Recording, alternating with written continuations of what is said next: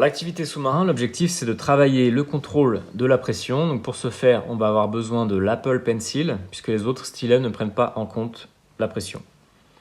Donc pour vous montrer ce à quoi ça ressemble, c'est qu'on a un sous-marin qui est affiché. On va devoir le guider à travers le niveau.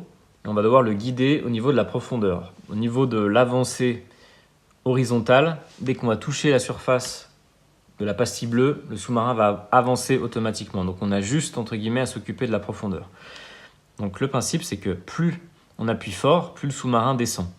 Donc ça, l'objectif, c'est de montrer à l'enfant visuellement la pression qu'il applique. Il y a beaucoup d'enfants qui appuient trop fort, donc dans ce cas-là, ils vont se retrouver coincés très rapidement puisqu'ils vont être bloqués en bas du niveau. Donc là, si je veux remonter, je relâche la pression. Si je veux descendre, j'appuie. Et on a aussi dissimulé des œufs de tortue récupérés dans le niveau pour permettre à l'enfant que ce soit ludique, mais aussi pour travailler différents degrés de pression tout en vitesse. Donc si par exemple là je dois remonter d'un coup pour récupérer l'œuf, donc ça c'est intéressant puisqu'on retrouve plus tard cette maîtrise dans l'écriture.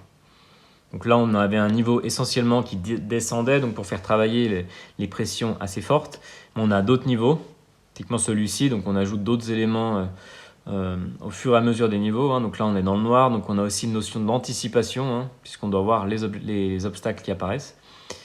Et donc là, je ne vais pas emprunter ce chemin-là, donc je vais devoir appliquer une pression plus légère et donc travailler quelque chose de différent. Donc le but, c'est vraiment dans les niveaux de travailler quelque chose à chaque fois de différent. Et évidemment, si je heurte les obstacles, je vais perdre des points. Donc voilà, on voit par exemple ce passage qui est intéressant puisqu'on travaille les pressions légères, ensuite les pressions plus importantes, etc., etc. Donc voilà, on a une difficulté qui est croissante et ça c'est un exercice qui est très très intéressant pour le contrôle de la pression. Et comme je l'ai dit au début, pour vraiment que l'enfant ait conscience de la pression qu'il applique au fur et à mesure.